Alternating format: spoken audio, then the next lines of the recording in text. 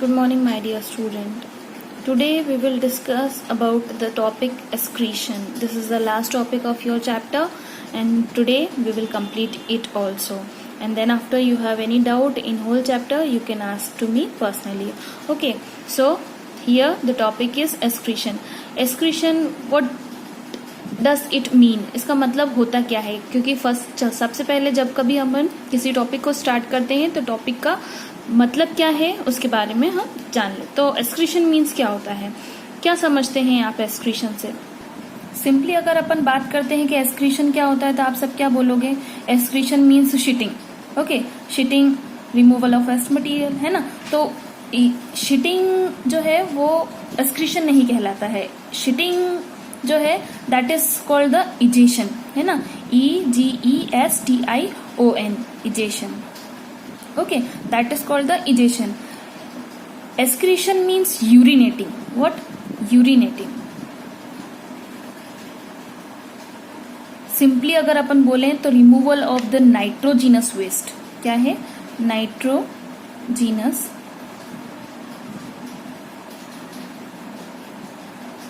waste from the body, that is called the excretion. And in other words, if you want to say in the definition form, the definition is the biological process involved in the removal of this harmful metabolic waste from the body is called the excretion, है ना। ये book में भी दे रखा है आपके।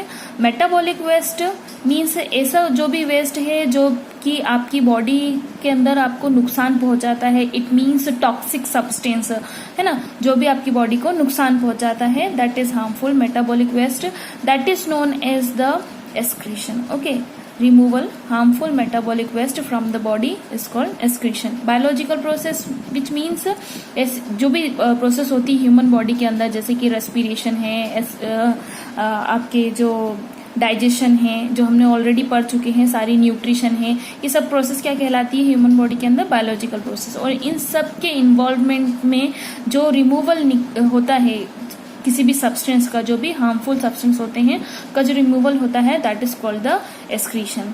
Okay, and in simply word if you want to say, so removal of the nitrogenous waste from the body, that is known as the excretion. Okay, understood? One more thing is there, here is metabolic waste, that is the new term for you, metabolic, है ना। metabolic क्या होता है ये भी आपके लिए question है। so metabolic जो एक्टिविटी होती है that is in human body और एनी ऑर्गेनिज्म, तो metabolic जो है वो टू प्रोसेस से मिलकर बना होता है, that is called the catabolic activities as well as the anabolic. अब ये दोनों टर्म का मीनिंग क्या होगा? कैटाबॉलिक मीन्स होता है break down the molecules to obtain the energy, मतलब किसी भी सब्सटेंस का ब्रेक डाउन होना, और जब कभी हमें एनर्जी मिलती है ब्रेक डाउन होने से, तो that is called the catabolic. Let me write down here, break down the molecules to obtain energy, है ना। एनर्जी को पाने के लिए जो भी कुछ ब्रेकडाउन होगा मॉलिक्यूल्स का, that is comes in the catabolic activity. और एनाबॉलिक के अंदर क्या होता है? सिंथेसाइज होता है उन सब कंपाउंड्स का जो कि सेल्स के द्वारा नीड होती है जिन सब की। So it is the synthesize of all compounds which is found in your body, or obviously compounds needed by the cell, है ना। सेल को जिन सब कंपाउंड्स की जरूरत होती है उनका सिंथेसाइज होना क्या कहलाता है? एनाबॉलिक। और ये दोनों जो एक्टिविटी है, ये जो दोनों रिएक्शन है, that is called the metabolic.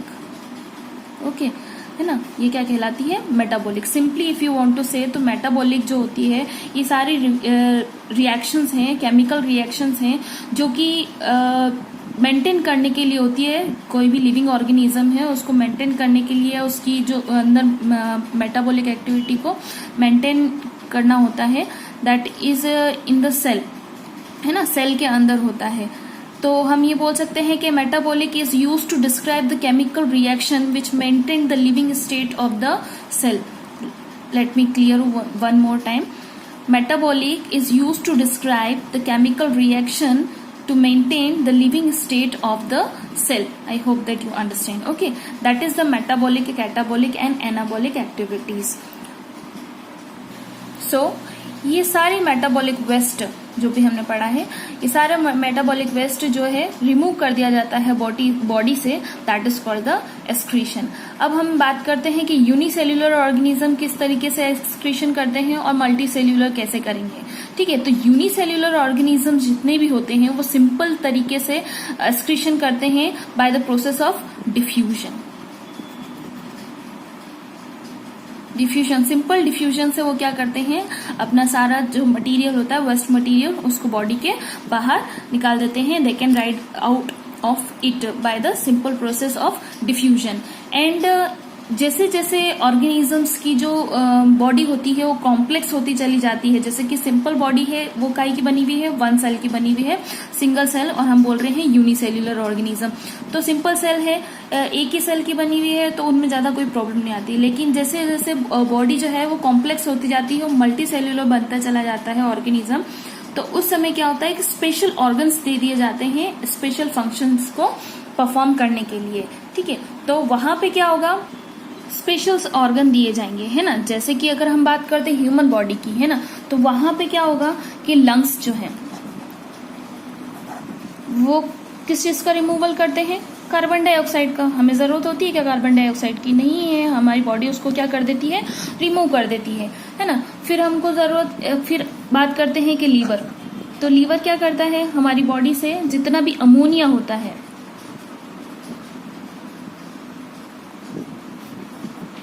NH3 जिसको बोलते हैं, है ना, NH3 को क्या करता है, या अमोनिया को क्या करता है, वो भी उसको बाहर कर देता है. ठीक है, फिर स्किन जो होती है हमारी, है ना, दैट इज ऑल्सो, हमने आपको पढ़ाया भी है 9th क्लास में भी, ऑलरेडी वी डिस्कस. तो स्किन क्या करती है, दैट इज ऑल्सो रिमूव, है ना. ये कैसे रिमूव करती है, स्वेट, पसीना जो होता है आपको, है ना, यहाँ से भी क्या निकलता है, यूरिया निकलता है, लेकिन बहुत कम अमाउंट में.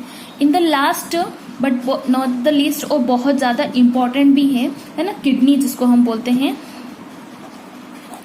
किडनी जो होती है वो क्या करती है, यूरिन का रिमूवल करती है बॉडी से. और यहाँ पे यूरिन के अंदर क्या होता है, यूरिया होता है, बहुत ज्यादा अमाउंट में पाया जाता है, इसीलिए इसको हम बोल रहे हैं. होल प्रोसेस जो है हमारी एक्सक्रीशन की वो यहीं पर डिपेंड करती है, जो हम किडनी के बारे में पढ़ेंगे. ठीक है, यहीं पे जो इम्पोर्टेंट टॉपिक है ये हमारा. तो किडनी जो करती है वो क्या करती है, यूरिन का रिमूवल करती है, और यूरिन के अंदर क्या निकलता है, यूरिया जो है, जो कि टॉक्सिक होता है. ज्यादा अगर हमारी बॉडी में इकट्ठा हो जाता है तो that is toxic element for us, so it is out of the body, it is needed to be out of the body. And वो कौन करेगा, किडनी करेगी. तो जाहिर सी बात है कि हमारे पास किडनी क्या है, एक फिल्ट्रेशन यूनिट है बॉडी की, जो कि क्या करती है, यूरिया जो है उसको बाहर करती है in the form of urine. So let us discuss in detail about the excretion.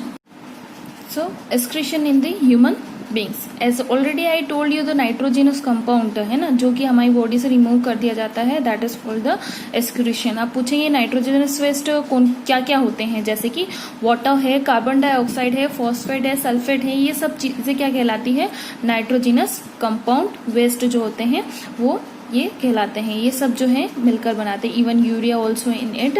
तो ये सब जो है नाइट्रोजनस वेस्ट हैं जो हमारी बॉडी से रिमूव कर दिए जाते हैं. मेनली अगर अपन बात कर रहे हैं एक्सक्रीशन की, जो कि ह्यूमन बीइंग के अंदर होता है, तो ये जो एक्सक्रीटरी सिस्टम होता है ह्यूमन बीइंग का, इसके अंदर स्पेशली हम जब बात करते हैं तो यहाँ पे जो है हम किडनी की बात करेंगे, है ना. ये जो किडनी होती है ये क्या करती है, सारे मेटाबॉलिक वेस्ट को रिमूव कर देती है. कहाँ से, ब्लड से.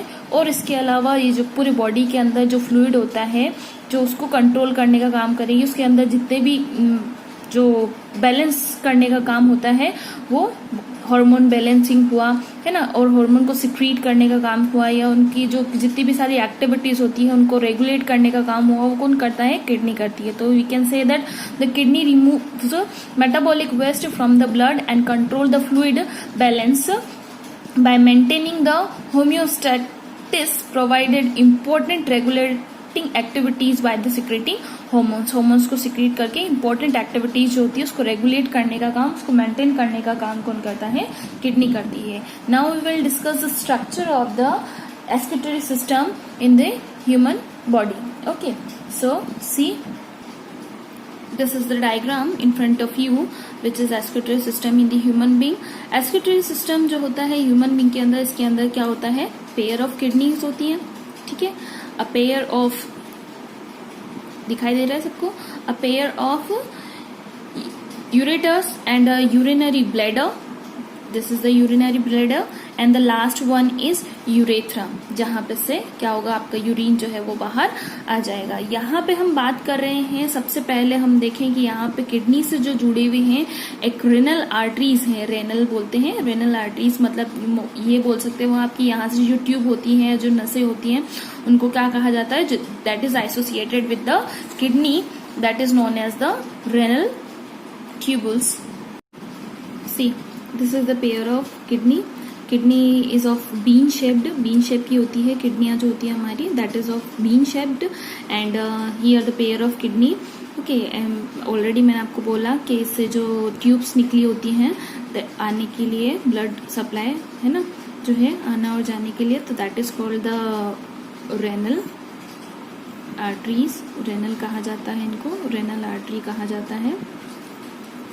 Okay, and that is also left and right must be. और किडनी पे लेफ्ट और राइट दोनों ही होती हैं, है ना. वेन्स भी होती हैं, यहीं पर प्रेजेंट होती हैं. इम्प्योर और प्योर ब्लड के लिए ऑलरेडी हम डिस्कस कर चुके हैं प्रीवियस सेक्शन में. So that is the pair of kidney. जो मेन आपको ध्यान रखना है, तीन चीजें जो हैं, फर्स्ट इज किडनी, है ना. Then the second one is here also a pair, ये आपको पेयर दिख रहा है. ठीक है, that is the pair of ureter, pair है यूरेटर का, जहां से आपका जो यूरिन है वो फिल्टर होकर आएगा. Then it must be collected in the urinary bladder.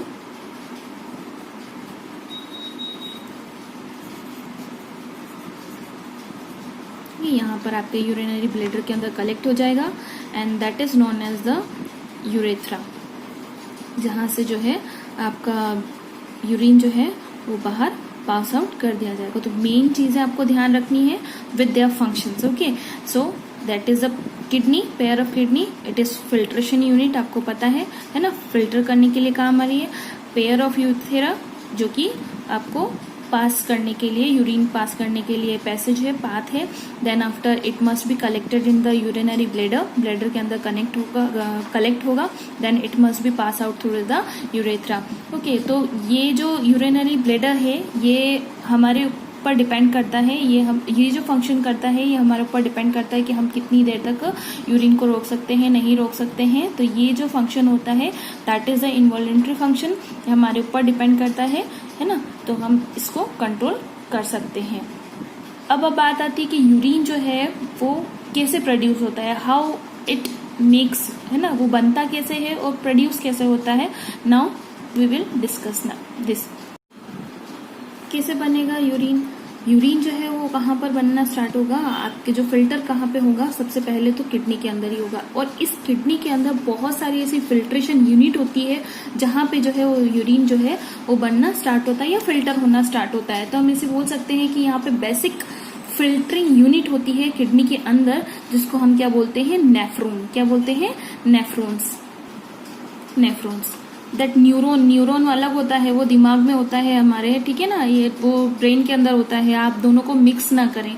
ये नेफ्रॉन है, ठीक है. नेफ्रॉन जो होता है that is present in the kidney, और बहुत सारे होते हैं, मतलब हर एक किडनी, दोनों जो दो किडनियां होती हैं उसके अंदर ये नंबर ऑफ यहाँ पर प्रेजेंट होते हैं, बहुत सारे होते हैं. अप्रोक्सीमेटली अगर अपन बात करते हैं एक किडनी के अंदर तो 1 to 1.5 मिलियंस फिल्टरिंग यूनिट होती है हर एक किडनी के अंदर. इसका मेन कंपोनेंट जो होते हैं नेफ्रॉन के अंदर that is glomerulus,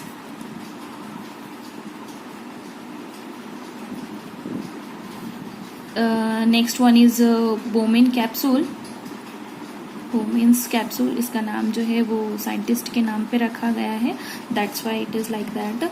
Bowman's capsule and one long renal tubules इसके अंदर जो होती है वो पाई जाती है, that is long tube. Okay, long tube आपको याद रह जाएगा, लॉन्ग ट्यूब। अब इन सब के जो फंक्शंस होते हैं वो अलग अलग होते हैं, और सब कहाँ पे होता है, किडनी के अंदर होता है, और हर एक नेफ्रॉन के अंदर ये सब प्रेजेंट होते हैं। उसके बाद में जो है आपका यूरिन जो है वो बनना स्टार्ट होता है। ठीक है, तो हमने क्या बोला आपको कि नेफ्रॉन के अंदर बहुत सारे नेफ्रॉन होते हैं। किडनी के अंदर मिलियंस होते हैं, नंबर में अगर अपन बात करें तो मिलियंस होते हैं, 1 to 1.5 मिलियंस। और उन सब के अंदर क्या होता है, ये जो इनसे बनकर ये पूरा नेफ्रॉन जो है वो बना होता है। एक होता है ग्लोमेरुलस, दूसरा बोमेन कैप्सूल, और रेनल ट्यूब्यूल्स जो है उसके अंदर होती है। Now we will see the structure of it. It is very important according to the point of view of exam, है ना। नेफ्रॉन जो है वो मेन क्वेश्चन बनता है यहाँ से एक्सक्रीशन के अंदर, ह्यूमन बींग के अंदर। तो हम बात करें तो नेफ्रॉन जो है बहुत ज्यादा इंपॉर्टेंट है, इसलिए आप ध्यान से सुनना कि हर एक जो आपके पास में पॉइंट है उसके फंक्शन क्या होते हैं, और हर एक पार्ट जो है उसका फंक्शन क्या होता है, ये हमको ध्यान से सुनना है, ध्यान रखना है, because it is very important. So nephron हमको डिटेल में पढ़ते हैं भी। See, this is the structure of nephron, it is from your book only. मैंने आपको ऑलरेडी बोला कि जो किडनी होती है ना, वहां पे रेनल आर्टरीज होती है, मैंने आपको स्टार्टिंग में ही दिखाया था, है ना। तो जो ब्लड होता है वो कहाँ पे एंटर करेगा, सबसे पहले किडनी के अंदर एंटर करेगा। किसके थ्रू एंटर करेगा, उन्हीं रेनल आर्टरीज के through. Let me show you, ये जो है ऑलरेडी मैंने बताया आपको, ये रही आपकी रेनल आर्टरीज, और वो कहाँ से जुड़ी हुई है, it is associated with the kidney, है ना। यहाँ से जो है ब्लड वो कहाँ पर जाएगा, किडनी के अंदर एंटर करेगा। किसके थ्रू, रेनल आर्टरीज के थ्रू एंटर करेगा। ध्यान से सुनना, आपको यहीं पे आंसर जो है वो याद हो जाएगा। ठीक है, so the blood enters the kidney through the renal arteries. Now this renal arteries have lot of branches which branches into many capillaries and associated with the glomerulus। अब यहाँ पे जो है आपका अंदर की तरफ अगर अपन जाते हैं, इसका सेक्शन अगर कट करके देखते हैं, तो यहाँ पे जो नेफ्रॉन है जिसकी हम बात कर रहे हैं, तो नेफ्रॉन के अंदर जो सबसे पहले हमने बात करी है, जो यूनिट है, फिल्टरिंग यूनिट जो है आपकी नेफ्रॉन, उसके अंदर सबसे पहले जो है वो क्या होगा, ग्लोमेरुलस होगा, जो कि वहां पर ऑलरेडी जुड़ा हुआ है। वहां पर जाकर क्या होगा, ये सारी जितनी भी कैपिलरीज है वो ग्लोमेरुलस के साथ में जुड़ी हुई है। See here, that is the glomerulus, है ना। यहाँ पर जाकर क्या हो गया, वो जितना भी ब्लड है वो कहाँ से आया है, एंट्री किए है किडनी के थ्रू, है ना। कहाँ से आया, रेनल आर्टरी से होकर आया, और यहाँ पर आकर क्या हो गया है, वो इकट्ठा हो गया है, जो यहाँ पे एसोसिएटेड है, ग्लोमेरुलस यहाँ पे जुड़ा हुआ है यहाँ तक। ठीक है, अब जो है जितना भी वाटर और जो भी सॉल्यूट पार्ट है, that is must be transfer to the nephron at the Bowman capsule. ये बोमेन कैप्सूल ऊपर जो है इसको क्या बोलते हैं, बोमेन कैप्सूल है, कप जैसा बना हुआ है, इस वजह से इसका नाम क्या रखा गया है, बोमेन कैप्सूल रखा गया है।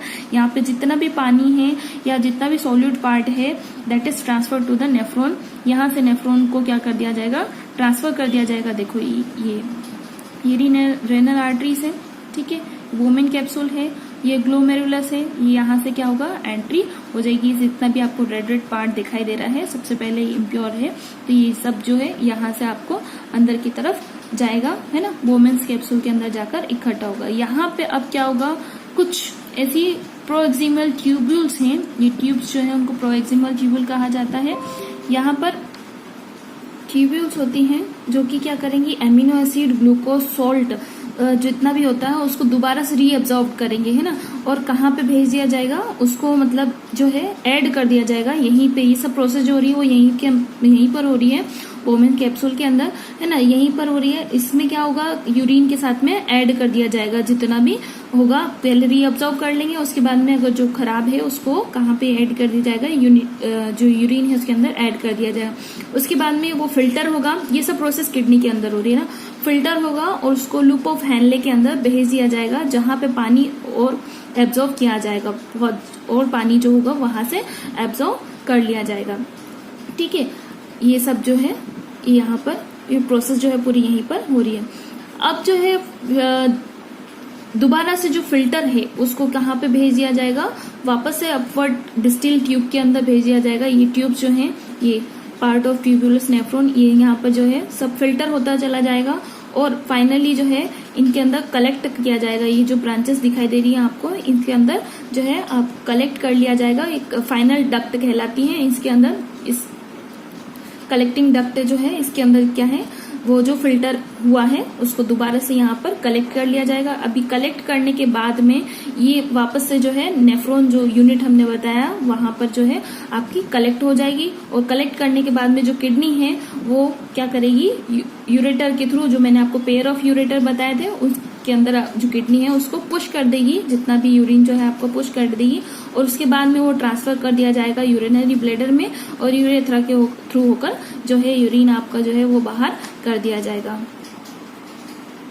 इस तरीके से जो नेफ्रॉन है, फिल्टरिंग यूनिट जो है आपकी, जो कि किडनी के अंदर होती है, वो वर्क करती है। अब हम देखें कि जो ह्यूमन बींग्स होते हैं उनके अंदर आर्टिफिशियल किडनी भी होती है। सभी को पता है कि आर्टिफिशियल किडनी लगाई जाती है। 2 किडनी हमारे पास में होती है। इंसान 1 किडनी के ऊपर भी क्या कर सकता है, सर्वाइव कर सकता है। तो आर्टिफिशियल किडनी जो है उसको हेमोडायलिसिस कहा जाता है।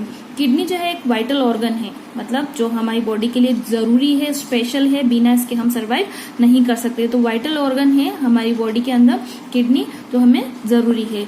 बहुत सारे ऐसे फैक्टर्स होते हैं जैसे कि इन्फेक्शन है, इंजरी है, रेस्ट्रिक्शन है, ब्लड फ्लो है, ये सब किसके थ्रू देखा जाता है, किडनी के थ्रू कम किया जाता है। ये सारी एक्टिविटीज जो होती हैं किडनी के ऊपर डिपेंड करती हैं। तो हम ये बोल सकते हैं कि अगर किडनी नहीं होती है तो जितना भी पॉइजनस वेस्ट जो होता है बॉडी के अंदर वो बढ़ता चला जाएगा और हमारी डेथ भी हो सकती है। इस वजह से हम क्या करते हैं, अगर कोई किडनी फेल हो जाती है तो हम आर्टिफिशियल किडनी का यूज करते हैं।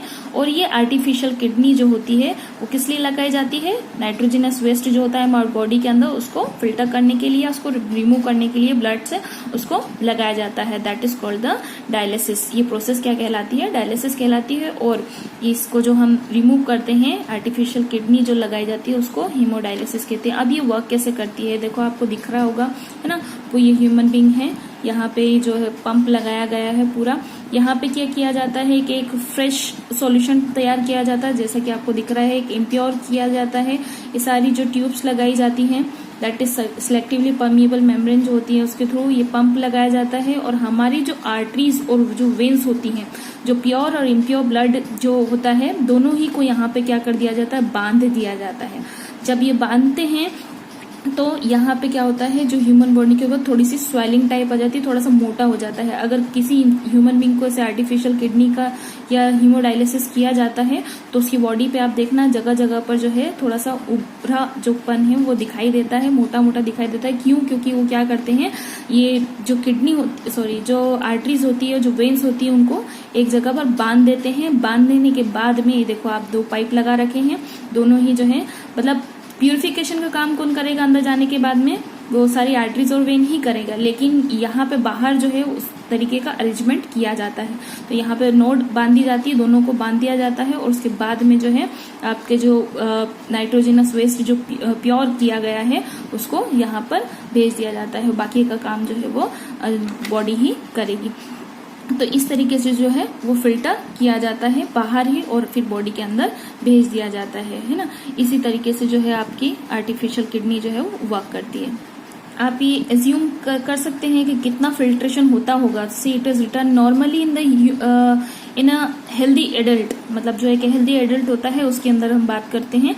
तो इनिशियली जो फिल्टर होता है किडनी के अंदर, स्टार्टिंग में जो फिल्ट्रेशन होता है दैट इज 180 लीटर डेली, मतलब 180 लीटर डेली जो है वो फिल्ट्रेशन होता है ना। और ये जो वॉल्यूम होता है दैट इज ओनली 1 लीटर और 1 or 2 a day, है ना, that perform in the kidney. Now we will discuss the excretion in the plant. Now the excretion in the plant, I hope that you understand well the excretion in the human beings. Now it is the turn of excretion in the plant. It is totally different from the animals or the human beings. See the different strategies performed or the adapted by the plants. As we all know that through the process of photosynthesis, है ना,